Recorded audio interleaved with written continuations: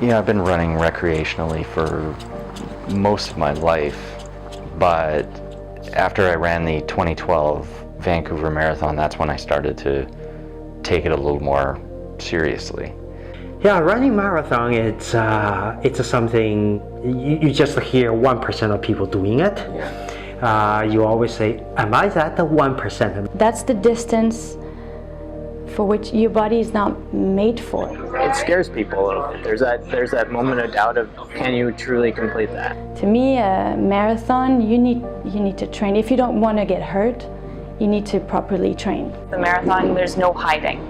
You can tell if you haven't trained for a marathon. You can tell if you haven't trained every aspect of the marathon, whether it's fueling, whether it's hydration, whether it's the actual long runs themselves. A lot more happens physiologically and psychologically as you work through that extra distance. And I got to the end of London and I felt completely, I think, shattered and dead and couldn't barely walk. I think the difference is that if you're running a 10K and you start to blow up at 8K, there's only 2K left. That might take you anywhere from, I don't know, 7 minutes to 12 minutes, depending on how fast of a runner you are. But if you blow up at 35K, your last 7K or 4.5 miles could take you an hour. And that's an awful time to spend out there. If you don't train for a marathon, you're not going to run a marathon. You're going to have a miserable experience. So you have to put a lot of work into it. And during the process of training for a marathon, you're going to learn a lot about yourself, right?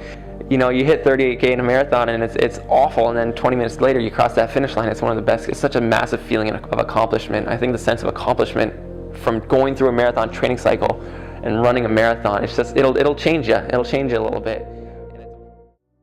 Since running my first marathon, the ultimate goal has always been to qualify for the Boston Marathon.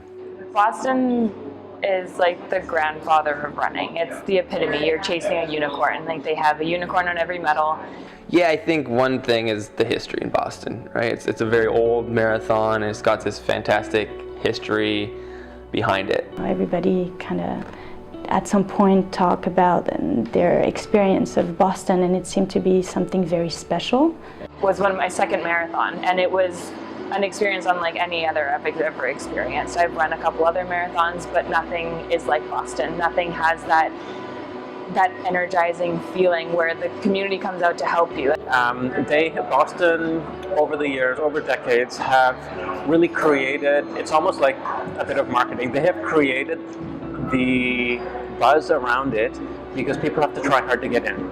Now they've put certain standards on qualifying for it, and those are dependent on age group and so forth, and they just recently tightened them up a little bit. There's that element of, it's got the qualifying standards to it, and the qualifying standards are challenging, but I love it because it's you have to be a serious runner to qualify for Boston, but it's not so much that it's unattainable, right? If you're a serious, hard-working runner, then it's like the everyman's Olympic almost, right? The qualifying times are tough. Yeah, they're definitely something that you can't get it willy-nilly. You have to put the work in, and you have to really fight for it. Yeah, that's going to be a medal that not everyone's going to be able to get.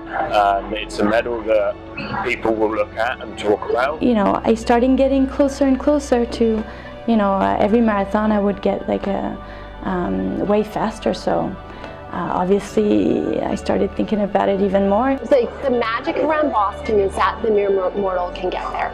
If you focus, and you do need to have a bit of talent, but if you focus and you work on that dream, you can make it a reality. And so it's like a recreational pinnacle of success in the running community. The aim with Vancouver, though, is to beat my previous time, and hopefully with that, then I would potentially qualify for Boston by going under 3 hours. Yeah. And the lower you go, the safer you are to get back into other marathons. I'd love to qualify for Boston at some point. That's the one I really want to qualify for.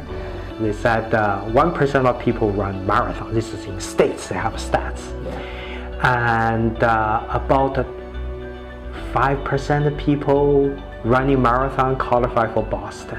By qualifying for it, you become part of a small percentage of people that have run the Boston Marathon. And it's good, that kind of like that carrot where when people start running, they're like, if you work hard enough and you put enough time in your feet, maybe you can qualify for the Boston Marathon.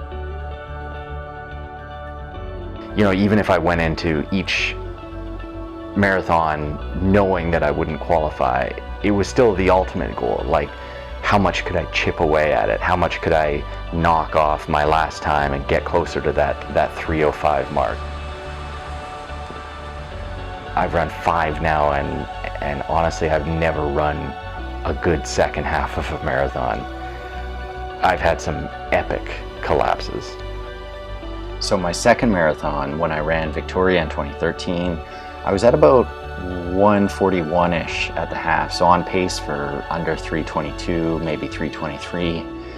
Ended up finishing in 339.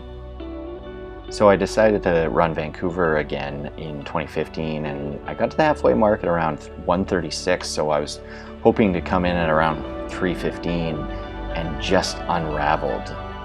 Finished in just under 3.5 hours. There's this picture of me at the finish line just unable to stand. I think they actually had to wheel me out of there. I decided to run BMO again in 2016, and I was definitely slower, but slightly more consistent than the year before. But just dead at the end. I mean, I didn't even notice my mom cheering me on as I struggled towards the finish line. So when I ran Toronto in 2017, I actually had a little more game in the legs. I had a good sprint finish at the end, and I set a PB of just over 324. But then again, I was 137 in the first half, so 10 minutes slower over the course of the second half. After 5 attempts, I realized that something was wrong. I wasn't getting any faster, and it's a little disheartening. To set a PB and think, well, that went okay, but I'm still 19 minutes away. That's when I realized I would need some help.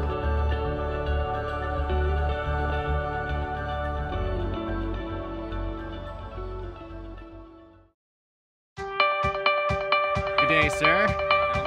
Then everything in your every five of your beans try to tell you to stop. I have joined Mile to Marathon running.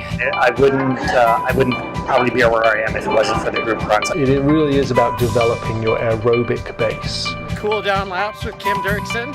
Woo! Typically either a speed workout at the track where we're running intervals. Everybody's way ahead.